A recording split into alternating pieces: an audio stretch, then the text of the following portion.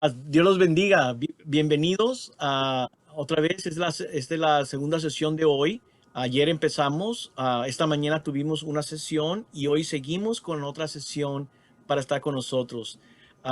Acuérdense que estamos leer la Biblia en América Latina hoy, nuevas nuevas posibilidades de lectura de la Biblia frente al uso superficial del mensaje. Hoy voy a presentar a Pablo, que está con nosotros. Él va a compartir con nosotros las personas que nos van a exponer algunas partes del tiempo de hoy. La manera que lo vamos a hacer, ellos van a compartir uno primero y luego la segunda persona. Y después usted tiene la oportunidad vamos a tener para hacer preguntas, ¿ok?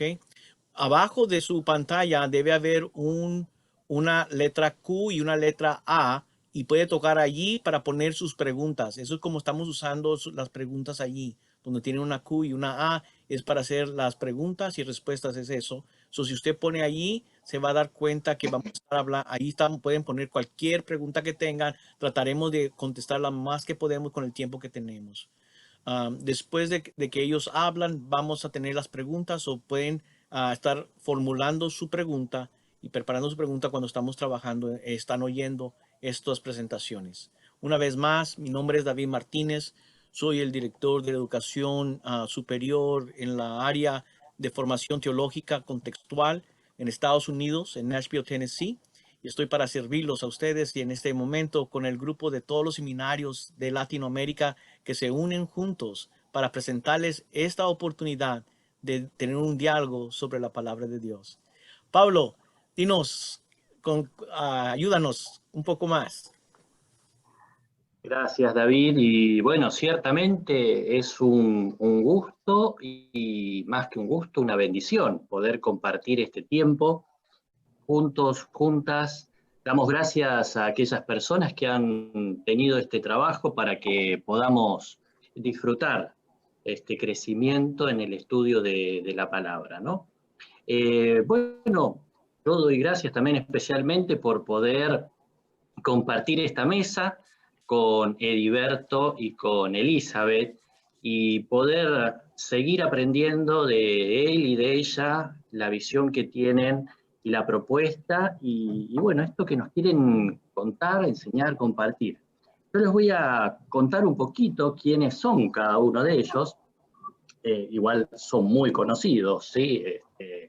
Así que Elizabeth Cook es profesora de Antiguo Testamento e Interpretación Bíblica de la Universidad Bíblica Latinoamericana desde el año 2004, donde actualmente funge como rectora.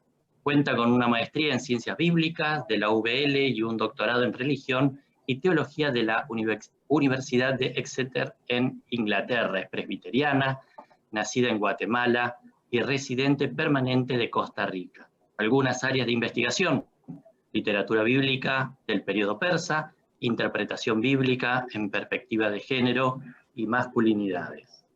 Les cuento ahora un poquito de Heriberto López Rodríguez. Él es profesor de Nuevo Testamento y griego en el Seminario Evangélico de Puerto Rico, es doctor en literatura del Nuevo Testamento de la Universidad de Drew, obtuvo una maestría en Sagrada Teología en Nuevo Testamento del Union Theological Seminary en Nueva York, egresó también del Seminario Evangélico de Puerto Rico con una maestría en teología.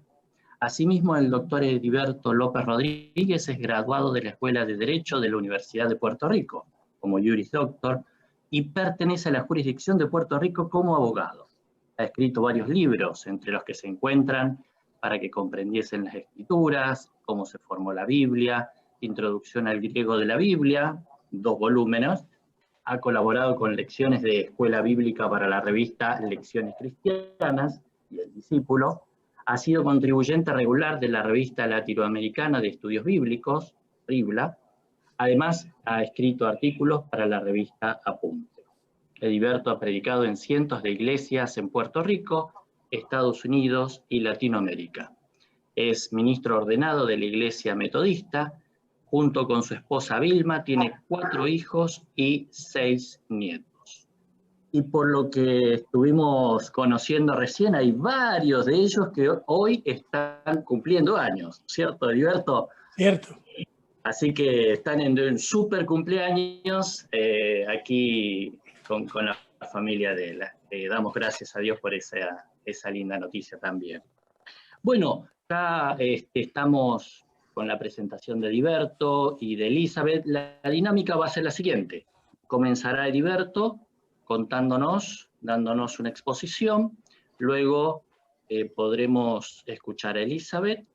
Mientras tanto, recuerden lo que dijo David, tienen debajo de la pantalla esto que son como dos cuadros de diálogo, QA, donde podemos ir recibiendo las preguntas que a ustedes les vayan surgiendo sobre las ponencias de Heriberto y de Elizabeth.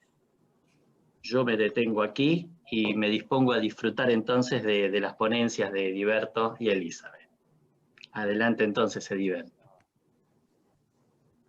Necesito poder compartir la pantalla. Cami, I need to share the screen. Sí, ok. Bien. Buenas tardes, hermanos y hermanas. Quiero agradecerle a el reverendo David Martínez el privilegio de estar reunido con esta comunidad de nuestras iglesias en Latinoamérica. Quiero también darle las gracias a Pablo, a Demetrio, a Elizabeth y a los compañeros y compañeras que escuché anoche. Para mí ha sido un tremendo honor volver a la casa grande nuestra, que es Latinoamérica.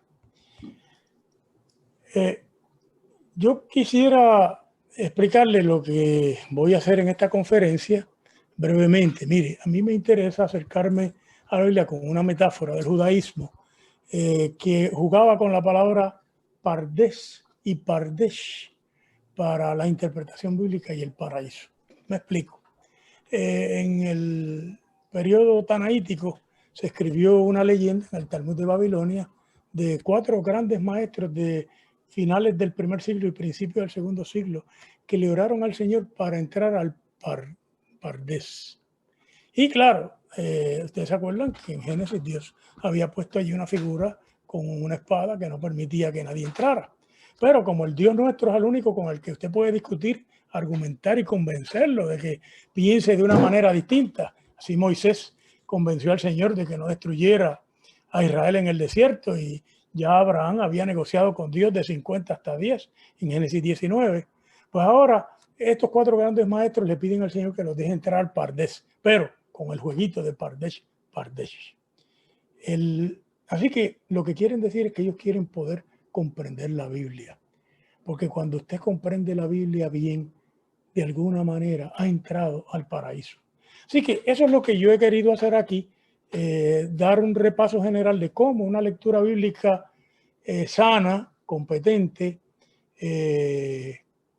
tomando las grandes necesidades, dolores y angustias de la gente, de la vida cotidiana y de la creación, puede ayudarnos a entrar al paraíso. Y yo quisiera plantear que el primer problema que nos impide poder comprender la Biblia y por lo tanto entrar al paraíso en la Biblia es el problema de la distancia.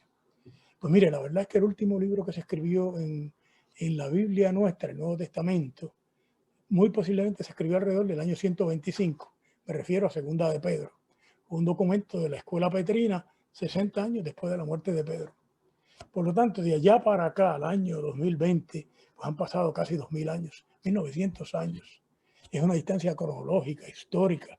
La verdad es que en aquel entonces Adriano era emperador del Imperio Romano. No estaba Bolsonaro, ni estaba Donald Trump, ni esas figuras. Era otro mundo político, histórico. Otra cosa que debemos mencionar como distancia, el problema de que el texto bíblico no está escrito en español ni en portugués. Es en hebreo, arameo y griego. Y usted sabe que el problema es que vertir la Biblia en nuestros idiomas implica que siempre se va a ganar y perder. De ahí viene el dicho traductore, traditore. El traductor siempre va a traicionar de alguna manera el texto que está traduciendo cuando lo va a pasar a la lengua receptora.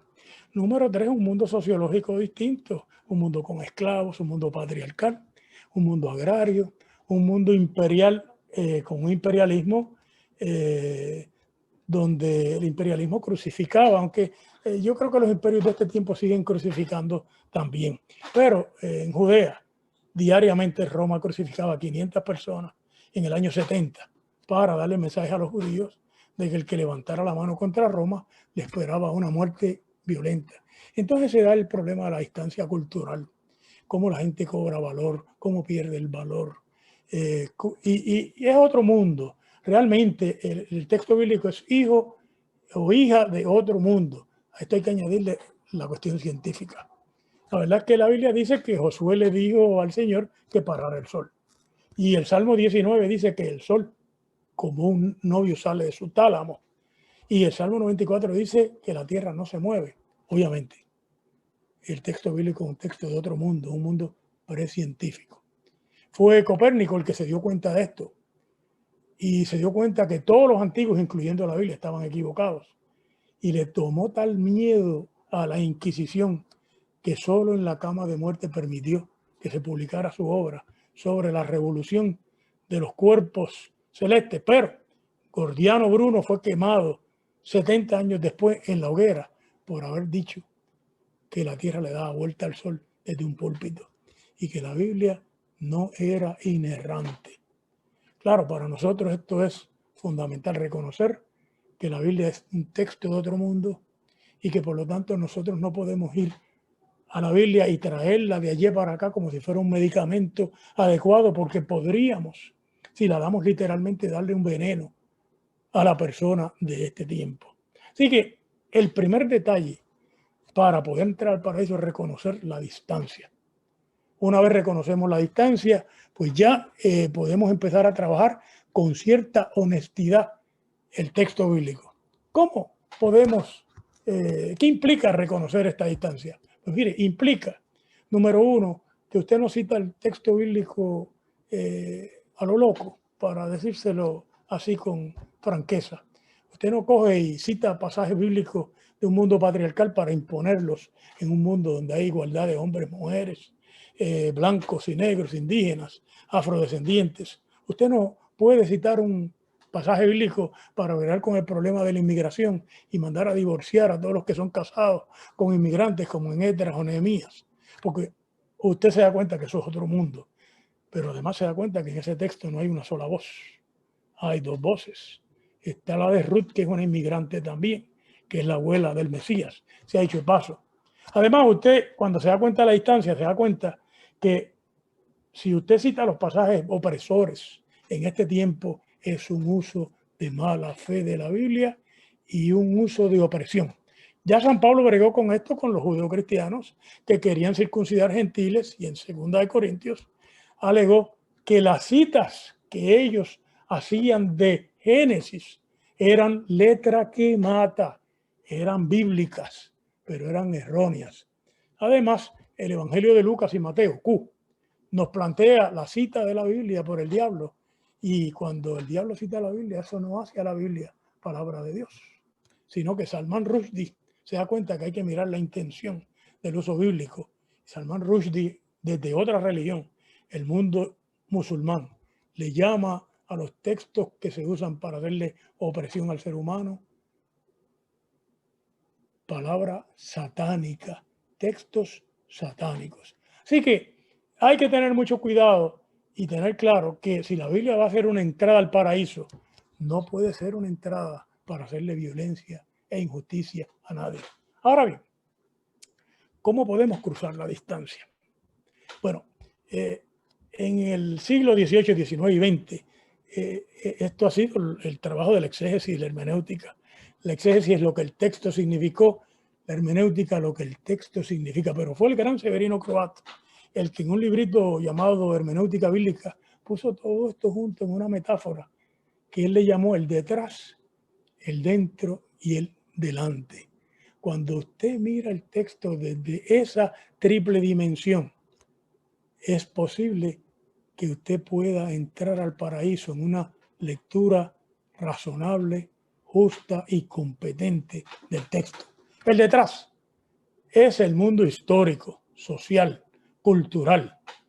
Es el contexto en el cual se produjeron esos textos, de manera que usted se puede explicar tanto los textos que son utópicos, como la palabra de los profetas, como los textos que son opresivos, como la palabra que manda a silenciar las mujeres, o la palabra que alega que la orientación sexual eliminará gente del reino de Dios.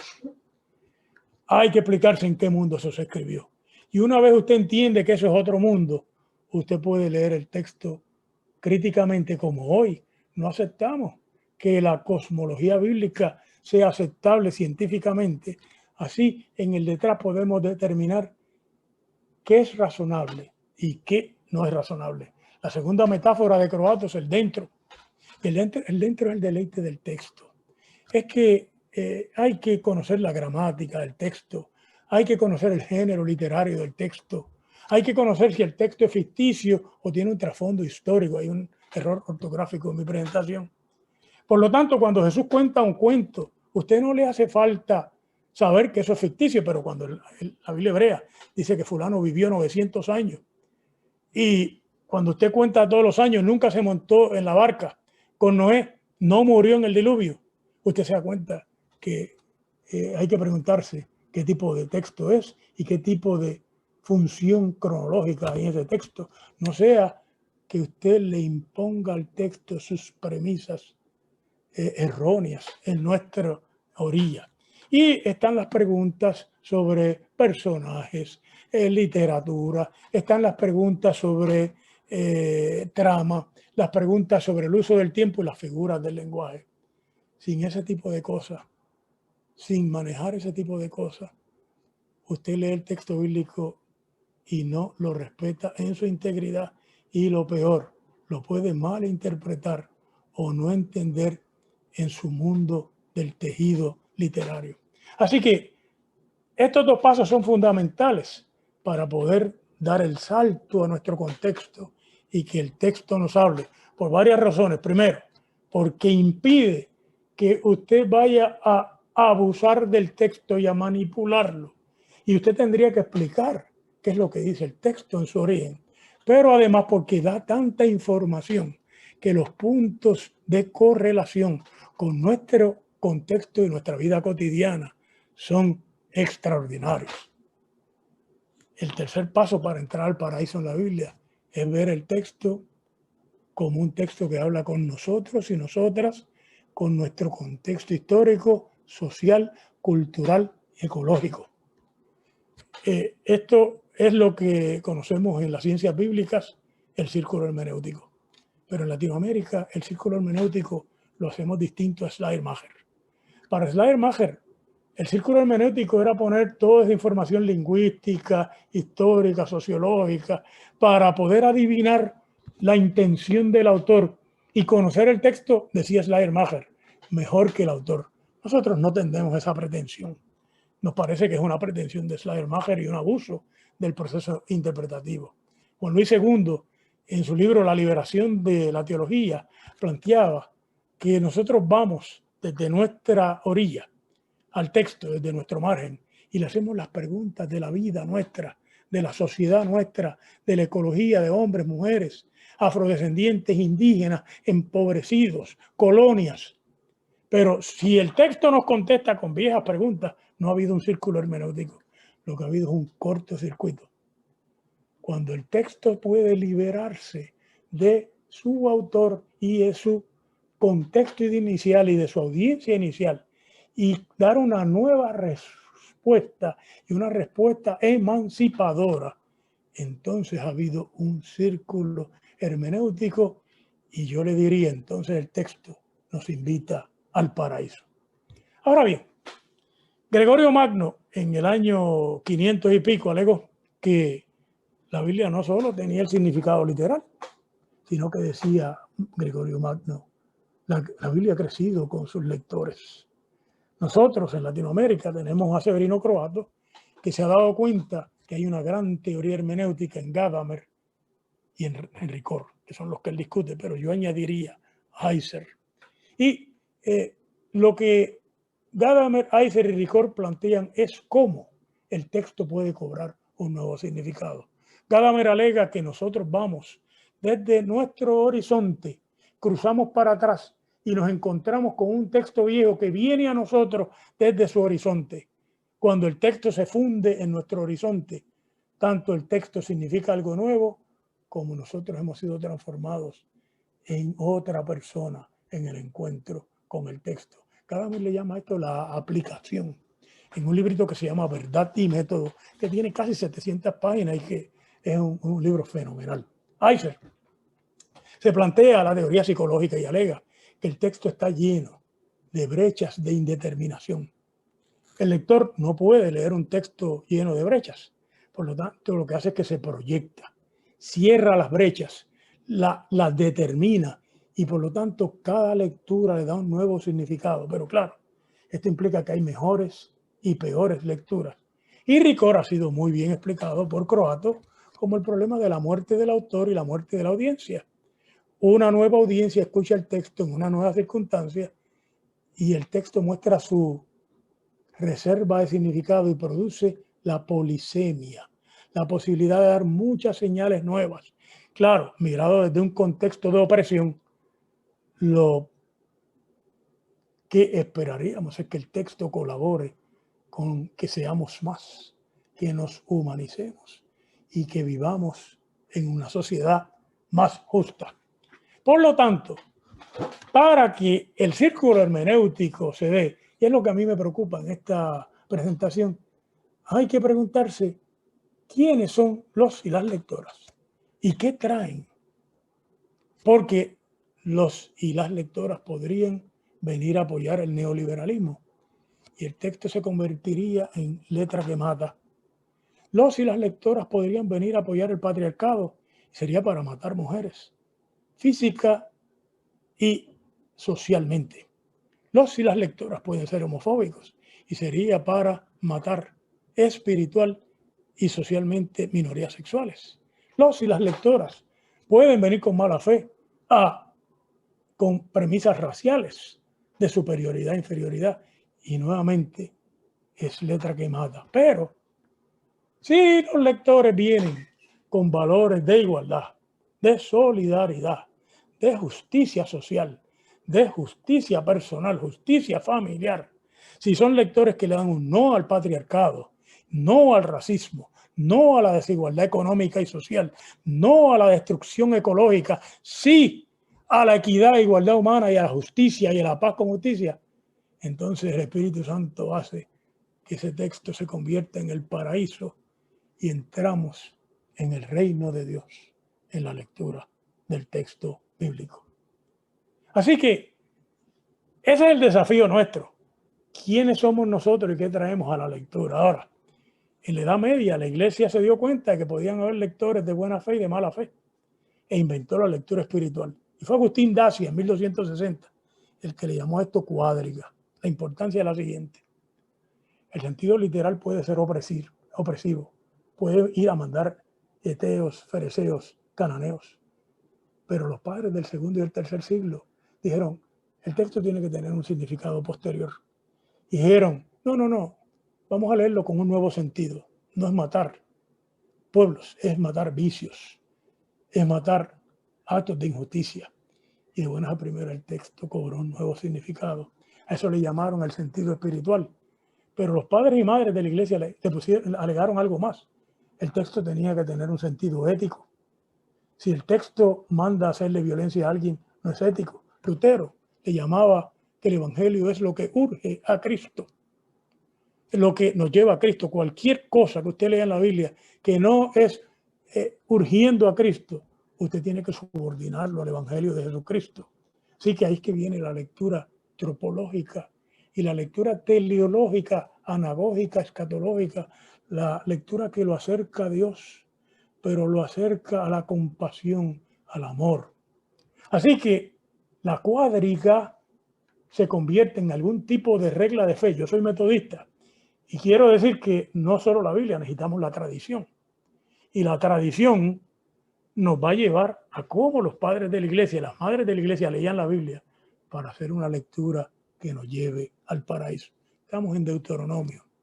He puesto la vida y la muerte delante de ti. Escoge la vida. En esta breve conferencia yo le he hablado a ustedes de la distancia. El texto es de otro mundo. 2.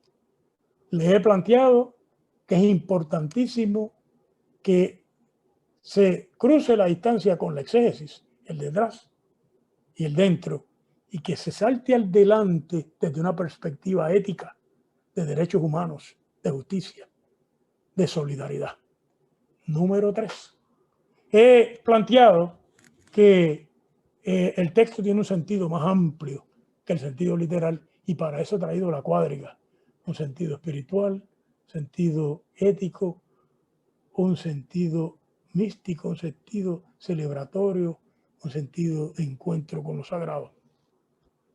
Cuando cruzamos el texto con estas herramientas que hemos trabajado en Latinoamérica, en la tradición de la iglesia y en la academia, entonces sucede lo que Dios hizo con aquellos 4 maestros.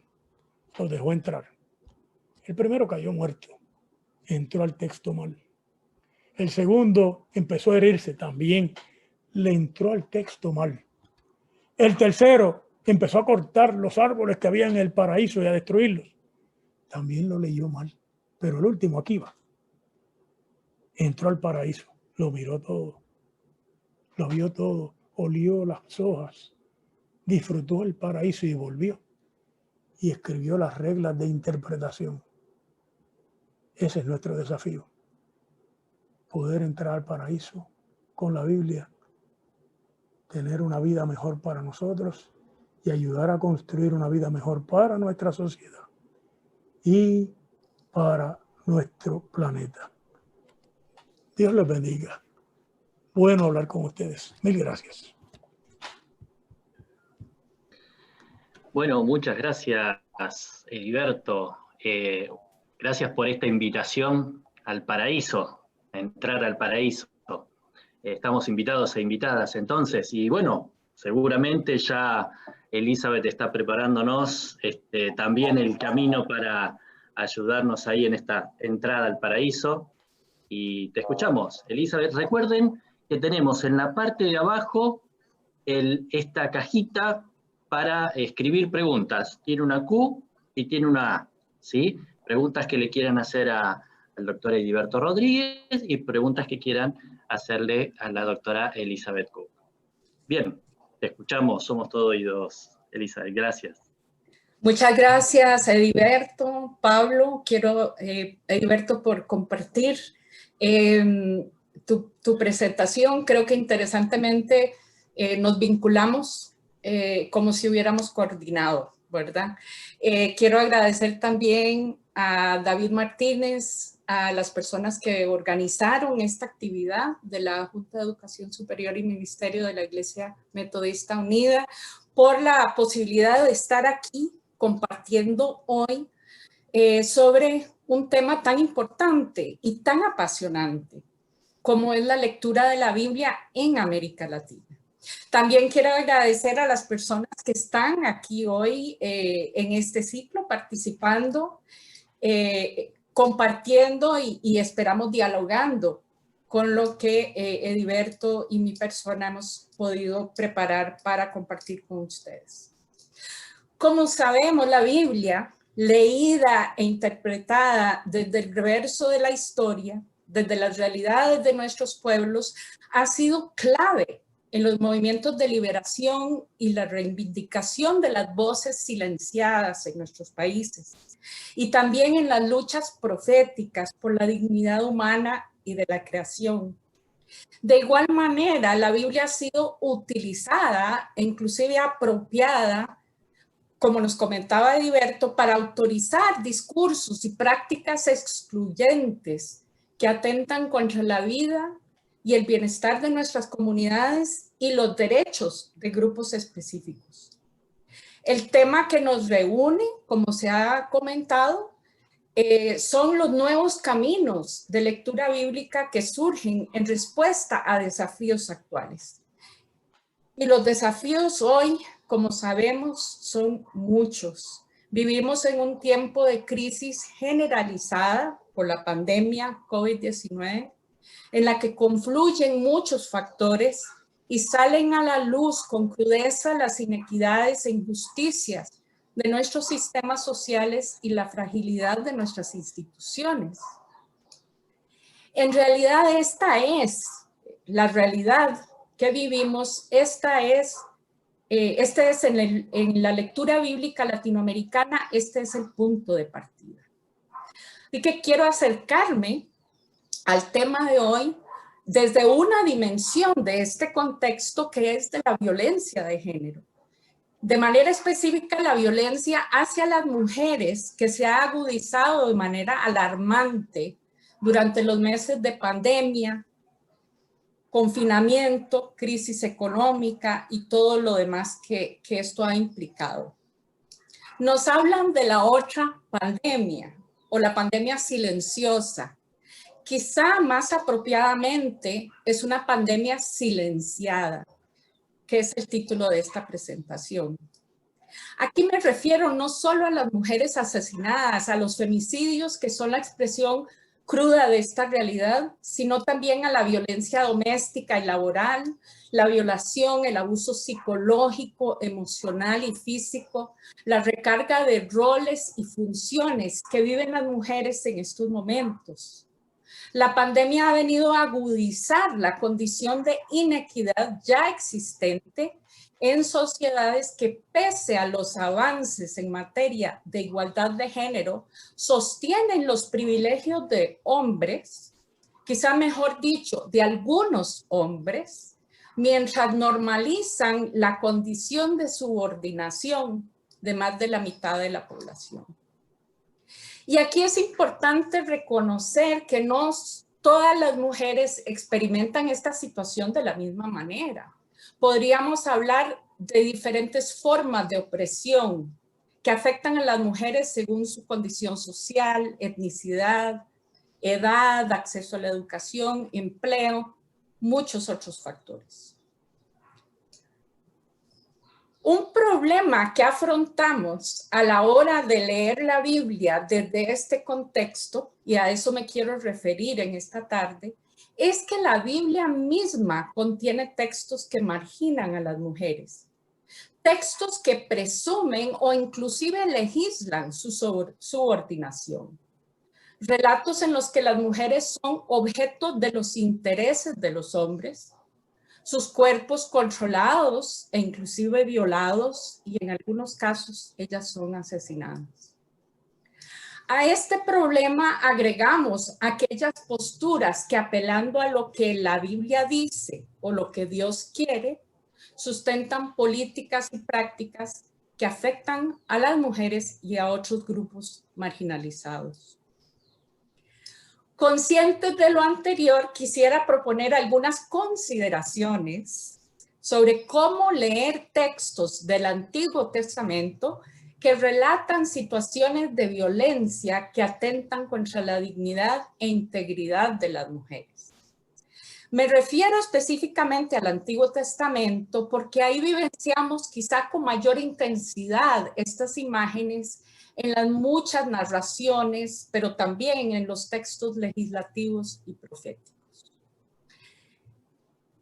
Entonces, empiezo con un primer punto, que es la mirada del texto hacia las mujeres.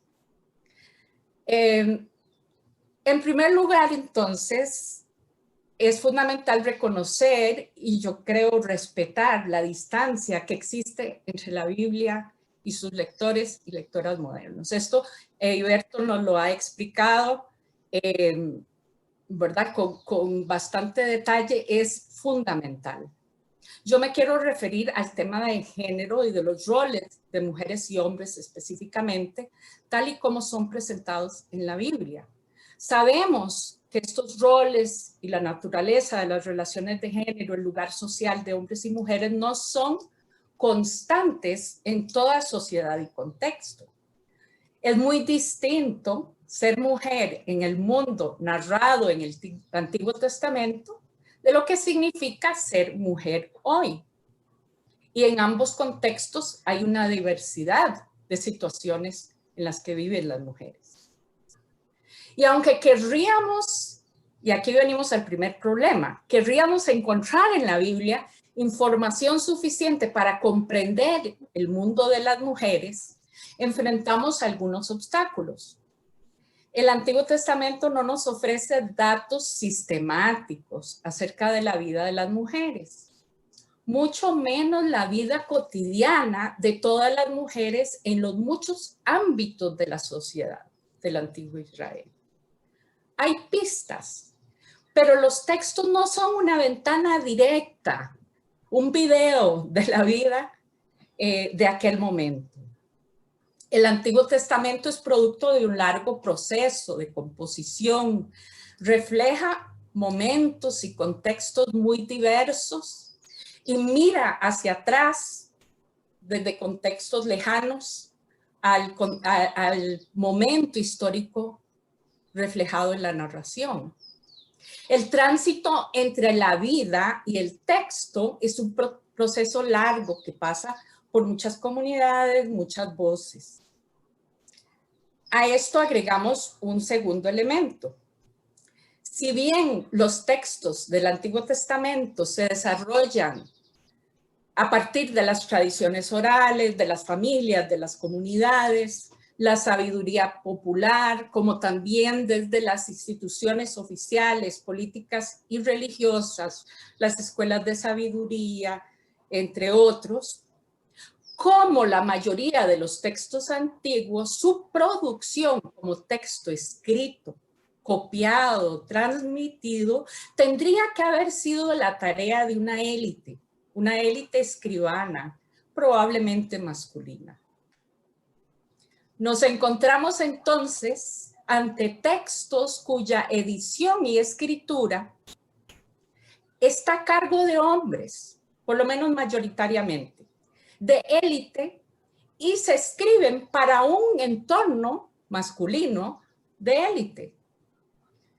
Hay que tomar en cuenta aquí que la mayoría de las personas no sabían ni escribir ni leer, ¿verdad? Entonces tenemos un grupo minoritario que participa en estos procesos. La preocupación principal de estos textos, naturalmente, es la relación del pueblo con su Dios, pero en la mayoría de los casos con miras a la situación de la nación, del templo, de la religión oficial, de las crisis políticas, sociales, el comportamiento de los líderes, la geopolítica, espacios de poder integrados por hombres. Así que las mujeres, la vida de las mujeres, la vida cotidiana de las mujeres no es la preocupación principal de los narradores y redactores. Ellas son representadas a través de los ojos de los hombres y en función de los intereses que se plasman en estos textos, intereses que ya he mencionado, por la nación, por la religión, el culto a Yahvé, entre otros. Ahora, es importante, y quiero hacer la acotación, de que esto no significa que las mujeres no hayan participado de manera vital en el desarrollo económico, social y religioso del antiguo Israel, como de otros pueblos del entorno. Tampoco están ausentes en el Antiguo Testamento. Y la indagación sobre su contexto de vida y su papel en la Biblia es una tarea importantísima. De hecho, es probable que la participación de las mujeres en el contexto del antiguo Israel, en diferentes momentos, haya sido mayor y más importante de lo que nos comunican estos relatos oficiales. Algo similar podríamos decir acerca de la vida de muchas mujeres y también hombres hoy. Las historias oficiales no giran en torno a ellas y a ellos. Debemos, en este marco, reconocer la importante contribución de las lecturas bíblicas en perspectiva feminista y de género que han resaltado, recuperado y reivindicado la presencia y participación de las mujeres en la Biblia y han denunciado las relaciones de poder asimétricas sustentadas por la lógica patriarcal, la organización social basada en el dominio del padre patriarca, que atraviesa los textos. Pero la tarea no termina ahí, con una mirada puesta sobre las mujeres en la Biblia. No podemos aislar a estas mujeres, y este es el aporte que quiero compartir en esta tarde, y me gustaría dialogar con quienes tengan el gusto de hacerlo. No podemos aislar a estas mujeres y su representación en los textos bíblicos del entramado social en el cual son ubicadas, ni tampoco de los intereses de los escritores de este texto. Agrego entonces una tarea más, la necesidad de analizar la función que tienen las figuras femeninas y los estereotipos de feminidad que se les atribuyen en textos que responden a una visión de mundo organizada por y para los hombres.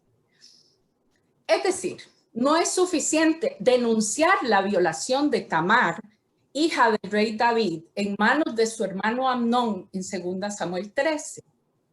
Desenmascarar las simetrías de poder en el texto, que es una tarea fundamental. Pero también necesitamos preguntarnos por qué el redactor incluye este relato en su historia de la sucesión al trono de David.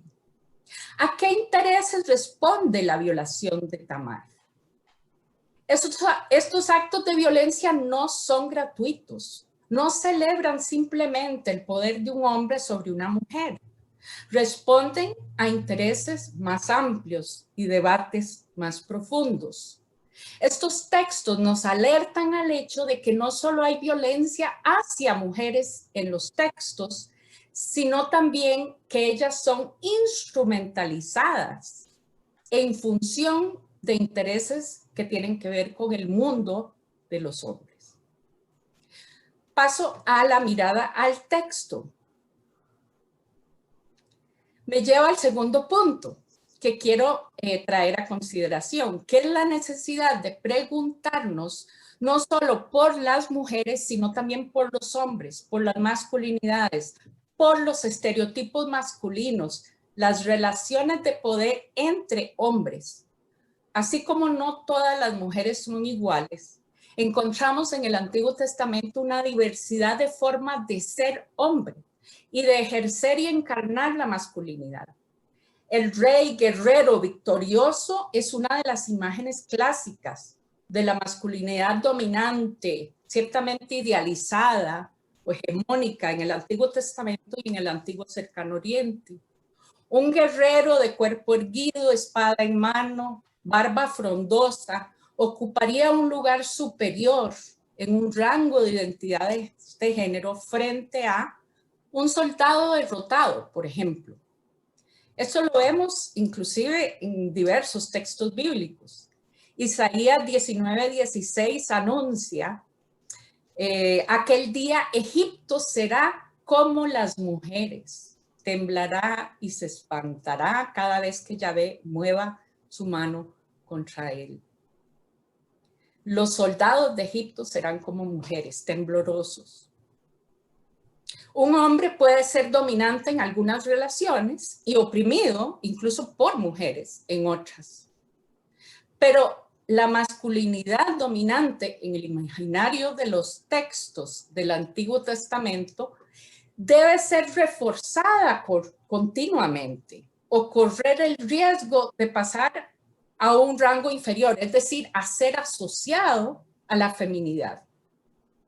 Un hombre debe ser entonces capaz, entre muchas otras cosas, de proteger su casa, de controlar el cuerpo de su esposa y sus hijas, de ejercitar su virilidad y producir descendientes y sobre todo dominar sobre otros hombres.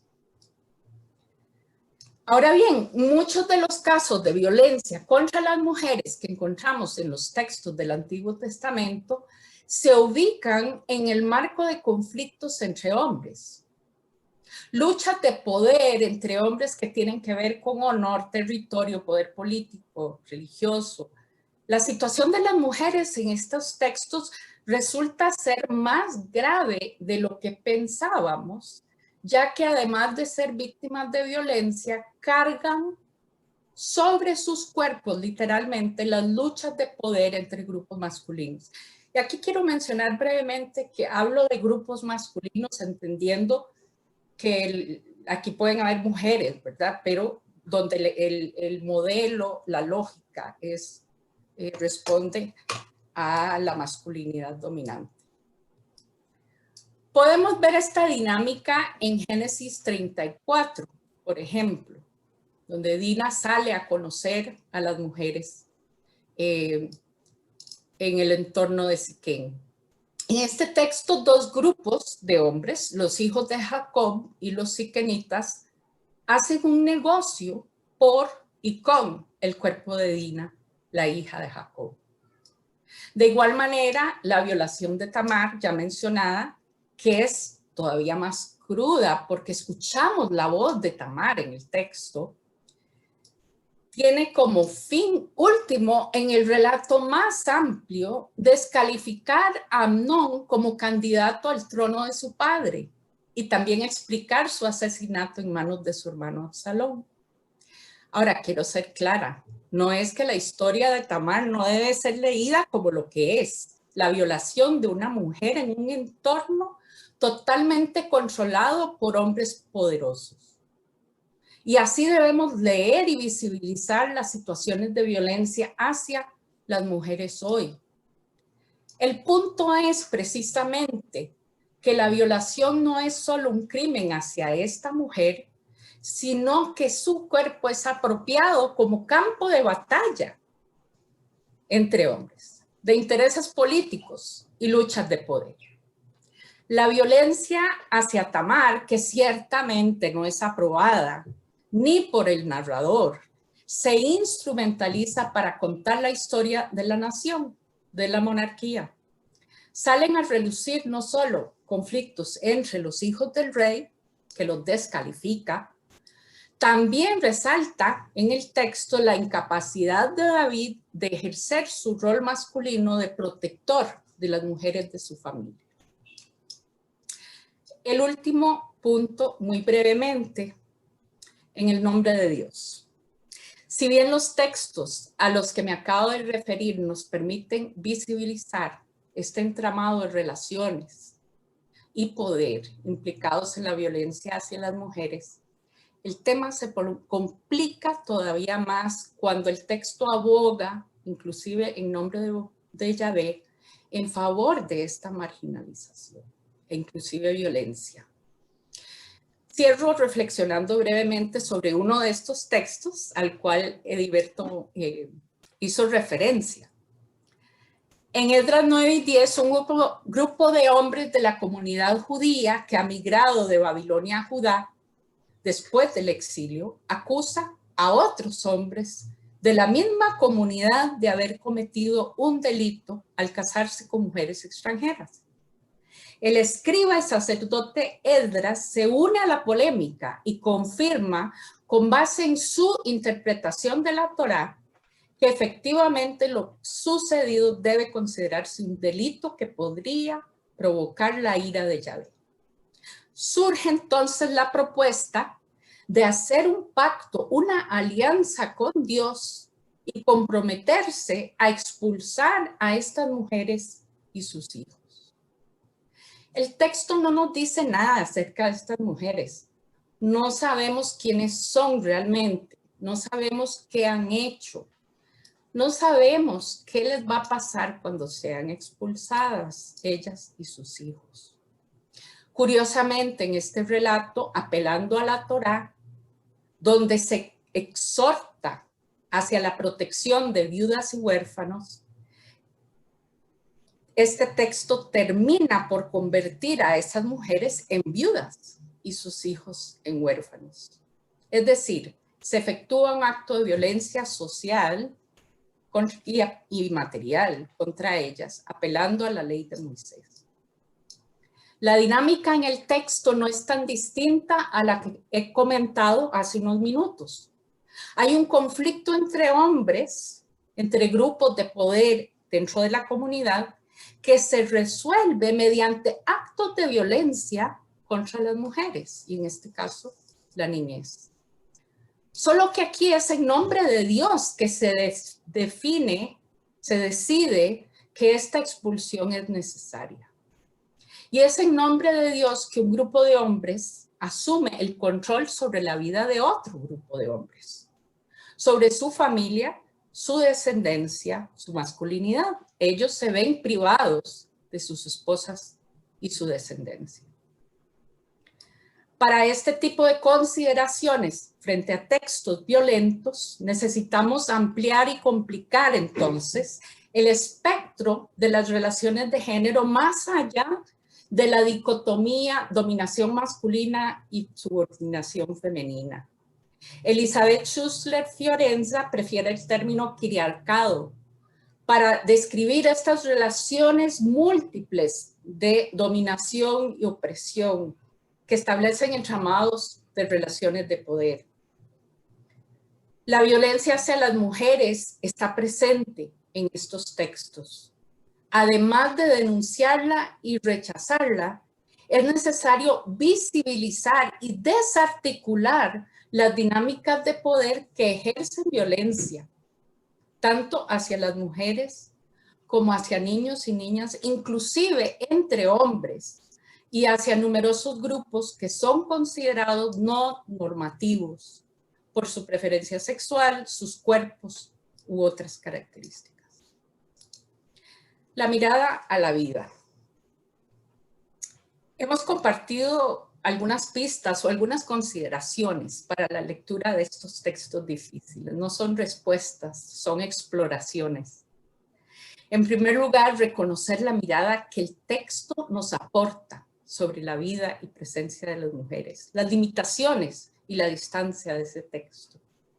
En segundo lugar, buscamos ampliar y complicar nuestra mirada al texto y específicamente a las relaciones de género y poder que se plasman en el texto, incorporando la mirada a los hombres y las masculinidades. Finalmente, volvemos ahora a la vida, a nuestro punto de partida.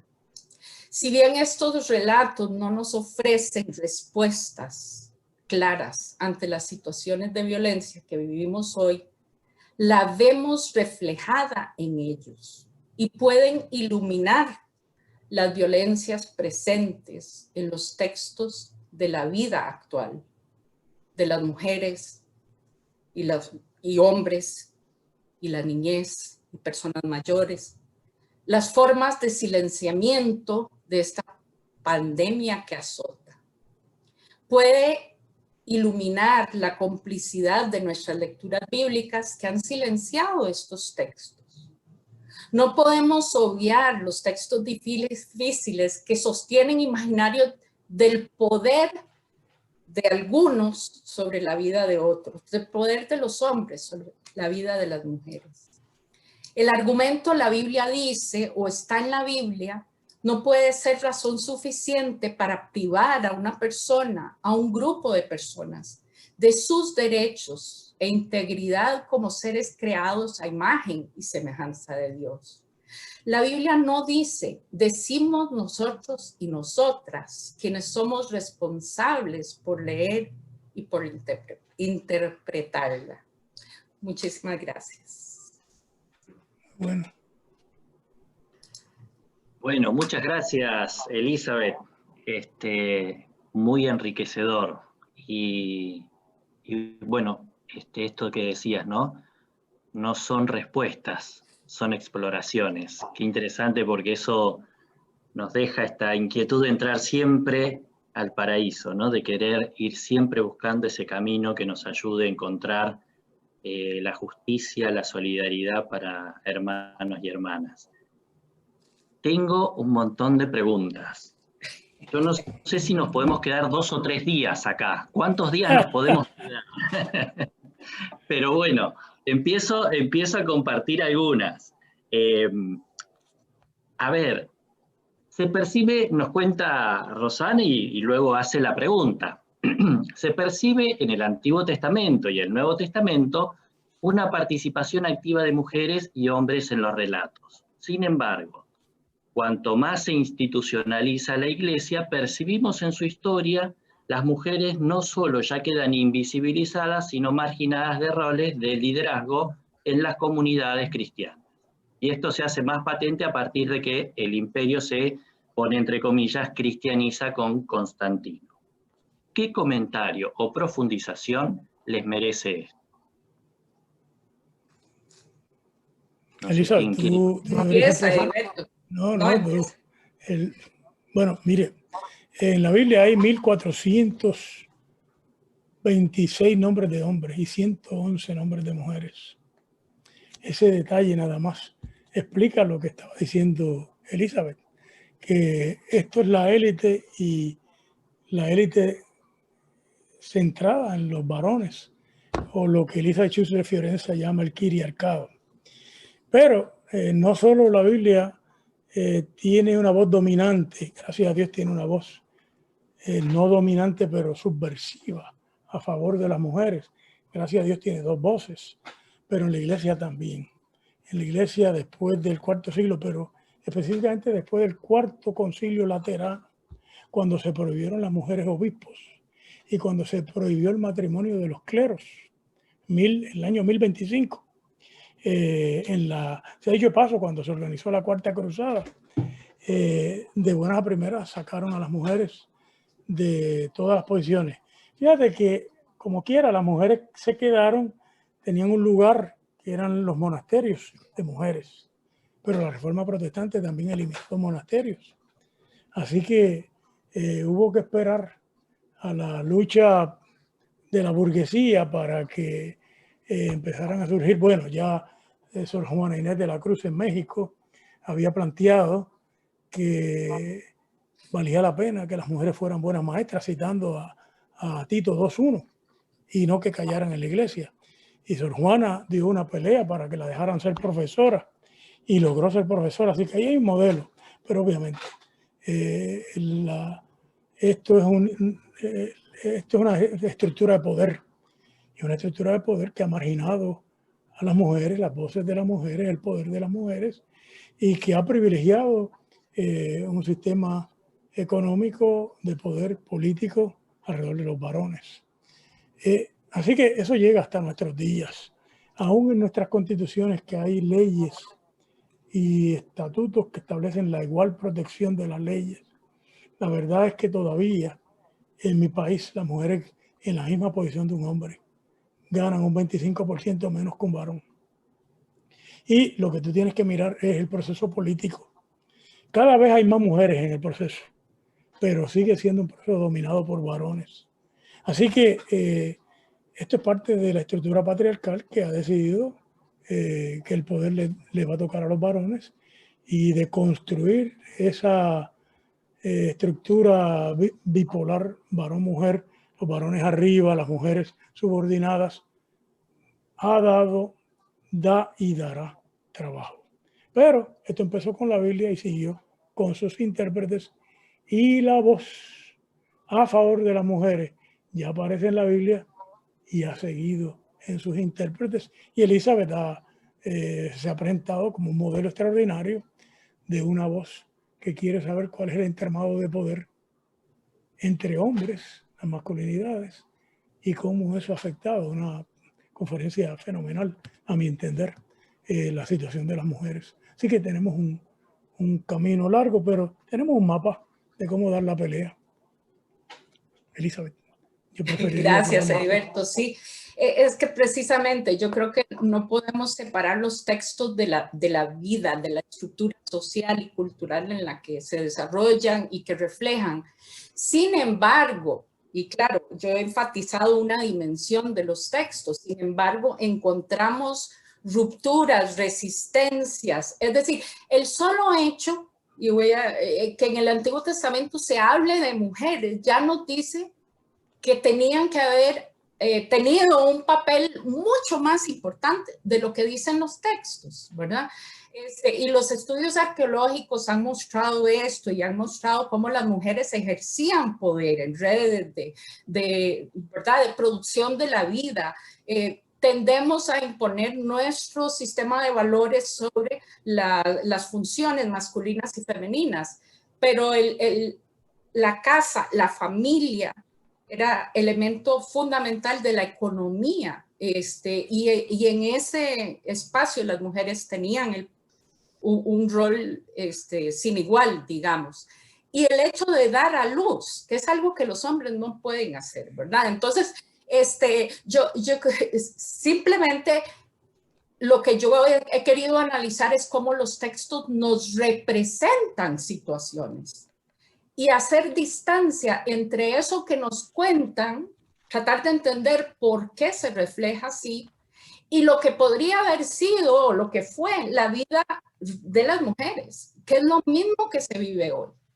Sabemos que las mujeres son protagonistas en todos los ámbitos de la sociedad, pero una mujer puede inventar algo y se le pone el nombre del hombre. Es decir, puede haber un descubrimiento importante y a lo largo de la historia lo podemos ver. Es decir, no se visibiliza, no se le da el lugar. ¿Por qué? Porque la historia, no es correcto hablar así tan dicotómicamente de hombres y mujeres, porque hay hombres que que están en rangos inferiores a nivel social y por diferentes motivos, que también son invisibilizados, que su aporte es invisibilizado, ¿verdad? Y podemos hablar de nuestras comunidades originarias, de las comunidades afro, de personas socialmente marginadas, etcétera. Entonces, por eso quería reflexionar un poco sobre este entramado social más complejo.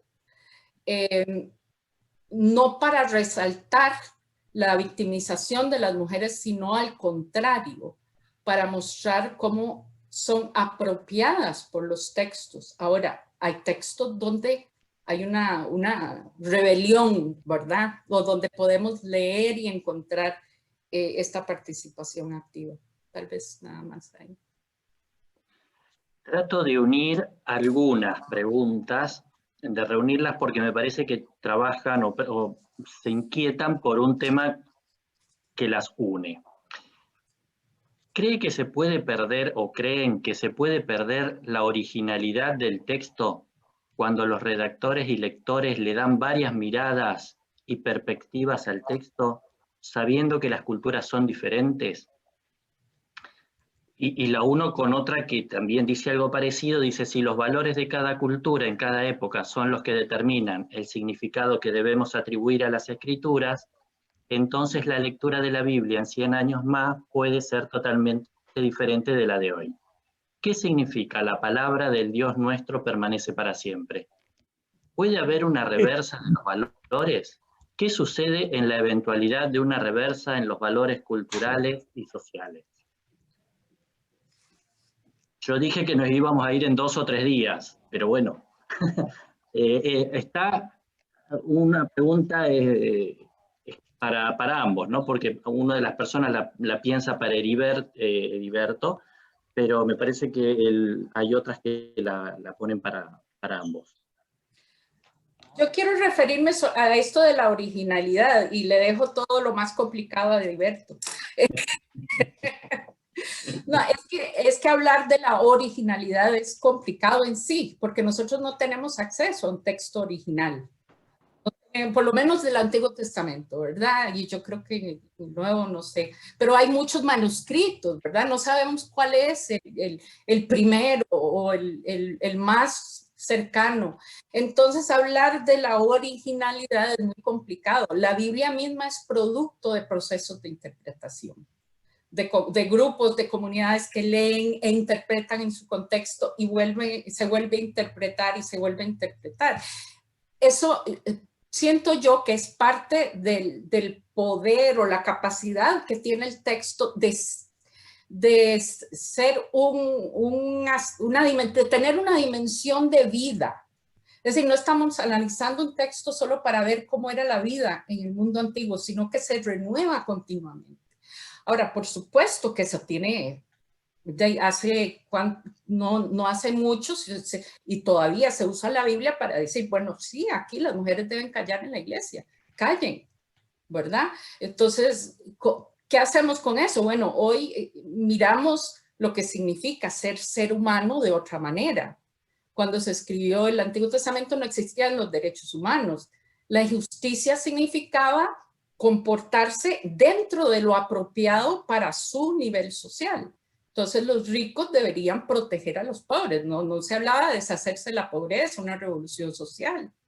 Entonces tenemos que asumir cada momento, los valores éticos y sociales no van a ser los mismos en cada momento. La Biblia no inventó el concepto de justicia. Pero es un desafío y por eso se lo paso a Heriberto. No, son preguntas muy importantes, Sí. que debemos hacernos continuamente. Yo creo que esta segunda pregunta sobre la palabra de Dios permanece para siempre. Hay que mirarla con cuidado. La primera pregunta que hay que hacerse es, ¿qué es la palabra de Dios? No sea que uno vaya a confundir el texto bíblico con la palabra de Dios.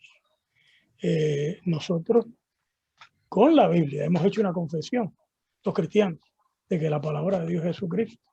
En Juan 1 empieza así: en el principio era el Logos, la palabra, y la palabra era con Dios y la palabra era Dios. Por lo tanto, cuando yo voy a hablar de la Biblia como palabra de Dios, hablo de la Biblia como palabra con P minúscula, pero de Jesucristo con P mayúscula. ¿Por qué? Porque la Biblia es palabra divina en palabra humana.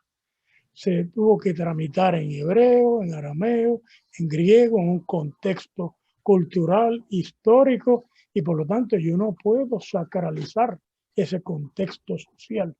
Por lo tanto, esa parte humana de la Biblia, eso es palabra humana. Karl Barth ya escribió un libro de eso, Palabra de Dios y Palabra Humana, hace casi un siglo.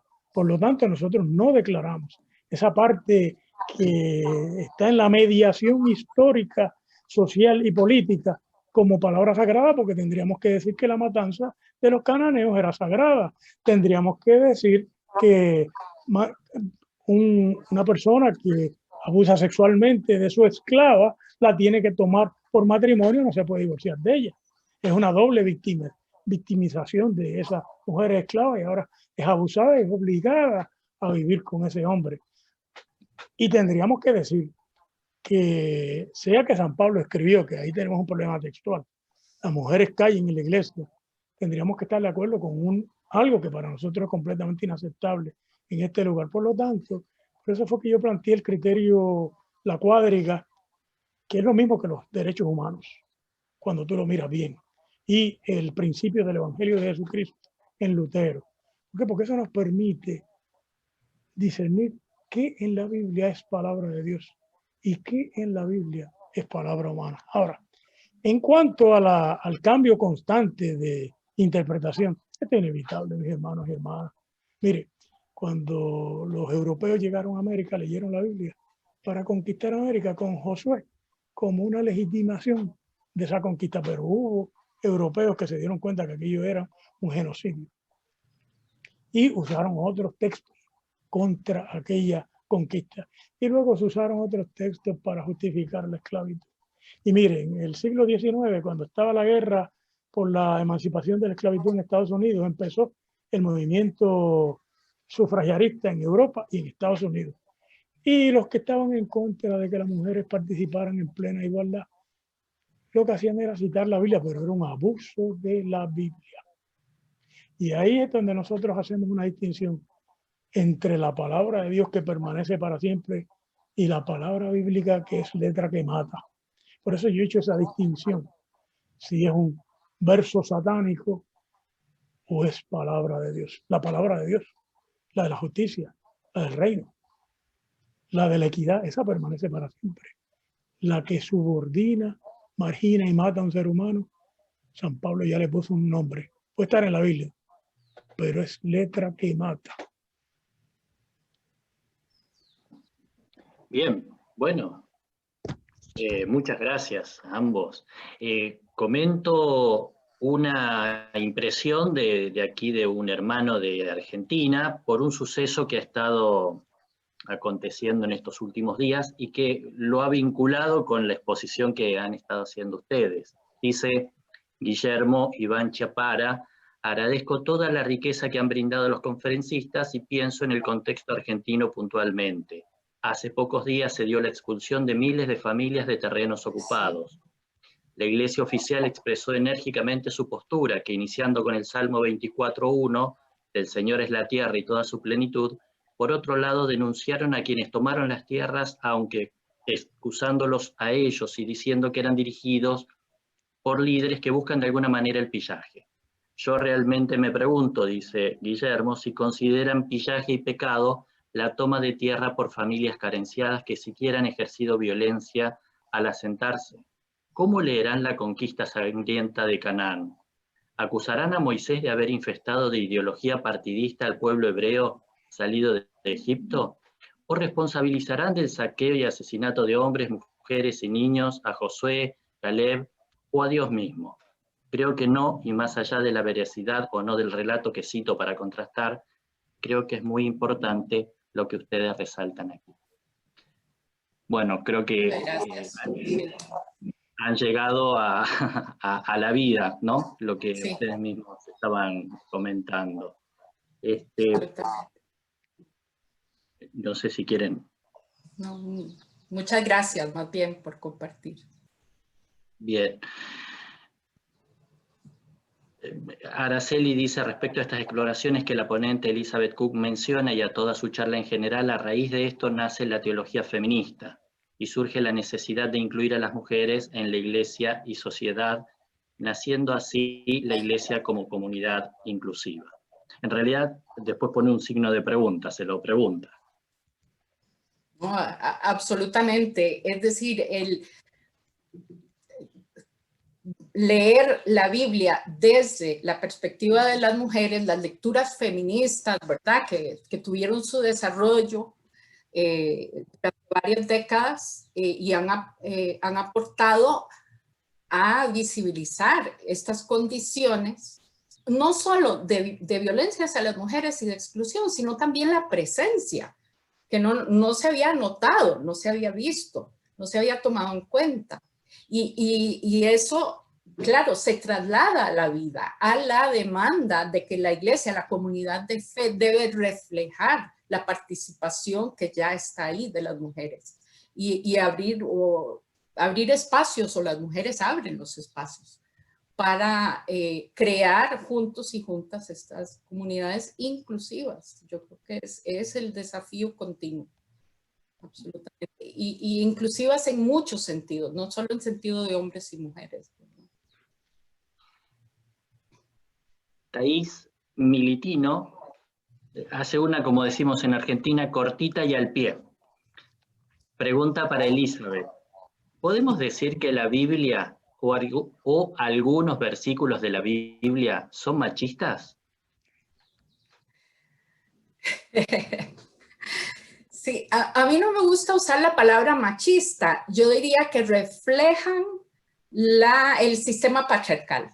Entonces, tomados, leídos hoy sin tomar en cuenta, ¿verdad? Ese contexto cultural, entonces podríamos decir que sí, que se usan para reforzar posturas machistas, ¿verdad? Pero los textos... No, ni siquiera podemos decir todos, pero la mayoría, la tendencia es a reproducir lo que era normal. Es que no se hacían la pregunta siquiera, ¿verdad? Más bien estos relatos presuponen en muchos casos la inferioridad, la subordinación de las mujeres ante los hombres y de algunos hombres ante otros hombres y de los esclavos. Es decir, hay toda una estructura social detrás de esto. Entonces, claro, trasladados de manera acrítica a nuestros contextos, sí, son usados como relatos, textos que afianzan actitudes y prácticas machistas. Bien, pensaba simplemente también esto de el cuadrilátero metodista, ¿sí, no? que bueno, no lo escribió Juan Wesley, lógicamente, pero hubo investigaciones posteriores que hablaban de acceder al texto desde digamos, la experiencia religiosa, desde la escritura, la tradición, la experiencia y la revelación, ¿no? Que es un poco lo que hemos estado conversando aquí, me parece, ¿no? Agrego un quinto lugar. Sí, no es la revelación, es Biblia, tradición, experiencia y razón. Y razón, sí, razón, totalmente, sí, y razón. Me estaba olvidando. Sí, tenés razón. sí, razón. Y solamente agregar un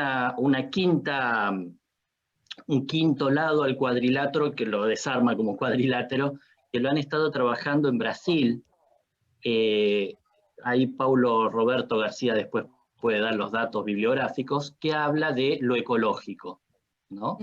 Sobre todo en estos tiempos, ¿sí? Cómo esto ha crecido y se ha podido encontrar también en los textos de Wesley una preocupación ecológica, ¿no? También como parte del marco hermenéutico para nuestra vida en Cristo. Sí, Ediberto. Pablo, mira, el cuadrilátero es una estructura fenomenal de los metodistas para hacer teología. Es la estructura a través de la cual nosotros podemos decir esta es buena o mala teología, pero hay que tener mucho cuidado porque yo me sospecho que los teólogos de la Casa Blanca usan esas cuatro patas y mira dónde nos han metido. Le falta una pata al cuadrilátero y es la ética. Sí. Y como no tiene una pata ética, puede tener magnífica exégesis, magnífico uso de los padres, científicos que te lo expliquen la razón, y puede haber una experiencia psicológica o aún religiosa fenomenal y nos lleva al colapso ecológico, al colapso social, a una guerra nuclear, nos lleva a todo eso, nos lleva a todo este abuso, las orgías, como le llama la Biblia en el Nuevo Testamento, que es la inmoralidad pública de las autoridades, que no le importa si hay algún tipo de ética o no, que es lo que está pasando en Estados Unidos con el gobierno norteamericano en este momento dado, que Donald Trump no le importa la ética ni personalidad de nadie. Ahora bien, si nosotros le añadimos al cuadrilátero ese componente de la ética, entonces estamos obligaditos al reinado, al paraíso, a la justicia y a la equidad. Y yo creo que ahí es que hace falta, porque la equidad te va a incluir automáticamente, la justicia la ética te va a incluir automáticamente la ecología. Va a ser necesario. Los dejo, si quieren cerrar y, bueno, animar a nuestros oyentes, estudiantes, participantes, que, bueno, las últimas palabras que quieran, bueno, de aquí, de la conferencia, que quieran tener ustedes, Ediberto y Elizabeth, para con quienes están aquí participando. Sí, como yo empecé, debo terminar primero y que Elizabeth cierre. Y además Elizabeth tiene un tema específico que yo quiero escuchar desde el final. Miren, yo nací en la iglesia evangélica. Fui en el vientre de mi madre a la iglesia. Mi abuela me leía la Biblia desde que yo era un niño de 2 años y la leí con ella hasta que ella murió. Hasta que ella murió. Yo amo la Biblia. No crean que mi acercamiento a la Biblia no está precedido de un gran amor. Yo le he dedicado mi vida a la Biblia. Lo que pasa es que por amor a la Biblia me ha parecido que yo no puedo honrar a la Biblia si no me acerco a ella críticamente. Y por eso he planteado este modelito que he recuperado de la lectura latinoamericana y global de la Biblia con un acercamiento crítico. Es una tragedia lo que ha sucedido en Bolivia, está sucediendo en Brasil ahora, con los fundamentalismos apoyando el fascismo. Es una lectura mala de la Biblia. Y en Estados Unidos, el fundamentalismo apoyando lo que está pasando en Estados Unidos. Si no leemos la Biblia críticamente, no solamente vamos a menoscabar el valor de la Biblia a los ojos de las nuevas generaciones que ya yo lo veo en mi país, 2 millones de personas que no pisan una iglesia ni la pisarán porque están ofendidos con las citas bíblicas. Para que podamos ser una iglesia evangelizadora, vamos a tener que aprender a releer y hacer una relectura que haga de la Biblia una palabra buena de paraíso y no una palabra de muerte. Dios les bendiga. Muchas gracias, Ediberto. Estamos en un contexto, vivimos en un contexto hoy en el que queremos respuestas rápidas, ¿verdad? Es el mundo del Google, del WhatsApp, todo lo queremos ya, rápido, instantáneo, sencillo, que me lo mastiquen y me lo pasen. Leer la Biblia no puede ser así, no podemos basarnos en bytes que encontramos regados por las redes sociales o inclusive en Wikipedia o en otros lados, ¿verdad? Y no podemos depender 100% de lo que otros y otras dicen. Nos toca, somos nosotros y nosotras las que interpretamos la Biblia. La estamos leyendo. En nuestras iglesias estamos leyendo la Biblia. Pienso que es una responsabilidad muy, muy importante. Es nuestra responsabilidad tomar esto en serio. Tomarlo en serio. Y tengo un amigo biblista aquí en Costa Rica, Francisco Mena, que habla de respetar la alteridad del texto. Y a mí me encanta esa imagen, porque fácilmente podemos decir, no, yo sé lo que dice esto. Ya yo lo conozco, me apropio del texto, lo domino, lo controlo. Pero si respetamos la alteridad del texto, un texto que es diferente a nosotros, diferente a nuestro mundo, pero que quiere que le conozcamos, quiere dialogar con nosotros, entonces podemos acercarnos con cariño, con respeto, con cuidado, sin pretender saber todo, ni pretender que nuestras respuestas son y van a ser siempre las correctas, jamás. Son acercamientos, pero honestos y cuidadosos, ¿verdad? Empezando y partiendo siempre de la vida. Y yo creo que ahí, es decir, partimos de ¿la vida de quiénes? La vida de las personas con las que Jesús anduvo las calles de Galilea. La vida de las personas marginadas y excluidas. Ese es el punto de partida para la ética con la cual nos acercamos a los textos bíblicos. Que yo agradezco muchísimo la oportunidad de compartir. Ha sido un privilegio compartir este espacio contigo, Ediberto, y con Pablo, David. Muchas gracias. Y a todas las personas que participaron por promover el diálogo sobre estos temas. Bien, gracias a ambos. Y bueno, le paso la palabra a David para que nos guíe entonces.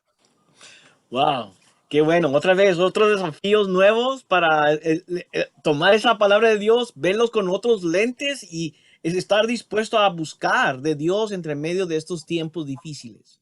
Yo creo que le damos gracias a Ediberto y a Elizabeth una vez más por retarnos y por ponernos en una situación que a veces no buscamos más allá, que tenemos que tener un hambre de ¿qué más está Dios hablando? Porque Dios está hablándonos hoy en día todavía. Sigue adelante. Amén. Quiero nomás recordarle, le voy a pasar un PowerPoint, una cosita nomás para información. Cami, will you put those slides for me?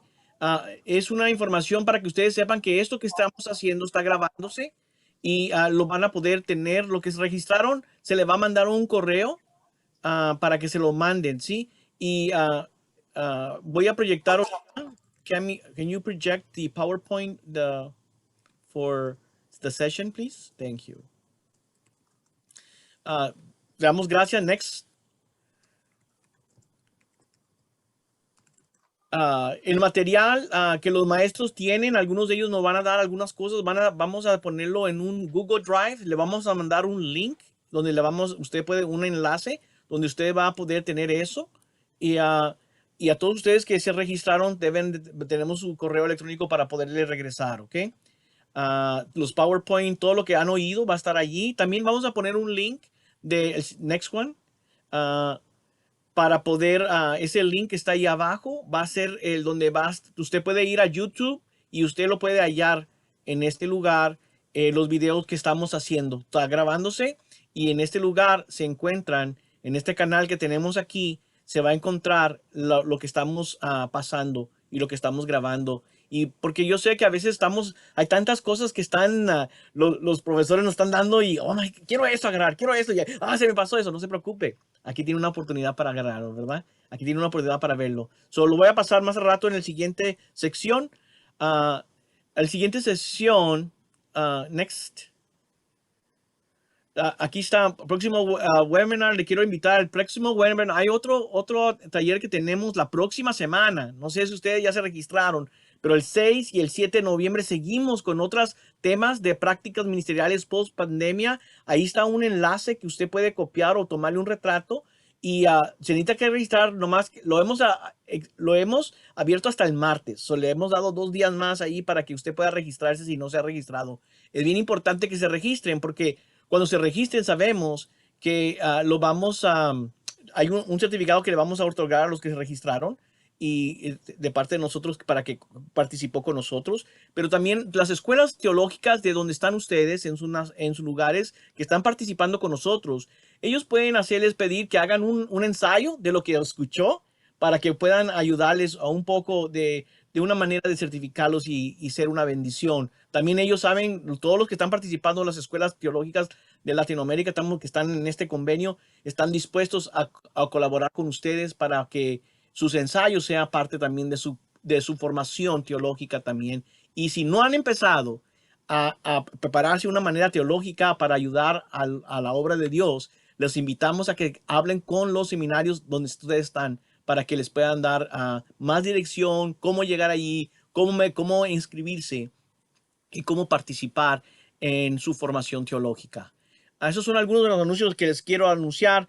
Quiero decirles que hoy a las 5:30, tiempos de San Pablo, vamos a estar hablando sobre la Biblia como herramienta de esperanza. Va a venir el doctor Pablo Andiñac y también Pablo Roberto García. Ellos van a exponer y tenemos a una mediadora, Claudia, que estará con nosotros. El objetivo es abordar el tema de la esperanza en el Antiguo y Nuevo Testamento como el eje transversal y como motivador para el movimiento bíblico en América Latina y hoy. Les esperamos. Queremos que estén con nosotros. Estas son cositas que están pasando. Yo sé que todo está bien cerca, pero es un tiempo que, aunque estamos en COVID, hay que usar todo el tiempo para seguir creciendo. No hay que parar de crecer. Hay que crecer para desarrollar más cosas para el reino de Dios. Pedirle a Pablo si tiene algo más que agregar y luego terminamos. ¿No? Yo gustaría una vez más de expresar la gratitud por Elizabeth, por Edilberto, también por Pablo, porque como es bueno poder mirar otras maneras de leer a Biblia y buscar también esta posibilidad de nosotros estarmos juntos como biblistas de la América Latina, que hablamos español, portugués, para compartir la esperanza, para compartir los retos que marcan nuestra realidad. Yo creo que esto es un primer esfuerzo nuestro y que se va a tener otras posibilidades. Los seminarios, las instituciones teológicas de la América Latina poderão compartir também aquilo que nosotros temos visto acá, porque estes vídeos serão para que todos puedan usar y pasar para sus estudiantes y multiplicar las discusiones que tenemos tido acá. Entonces, que sean semillas de esperanza para nosotros. Gracias, Elizabeth. Gracias, Edilberto. Gracias, Paulo. Gracias, David. Amén. Otra vez, le quiero decir que nomás es como algo, otra comidita, un snack, ¿verdad? Para ayudarles a que coman algo mejor, hay mucho más que seguir creciendo y aprendiendo. Espero que les haya abierto su apetito, porque hay más todavía que aprender. Los invitamos a las 5:30, más a ratito, hora de San Pablo, en el nombre de Jesús. Gracias. Bendiciones. Gracias. Gracias. Gracias.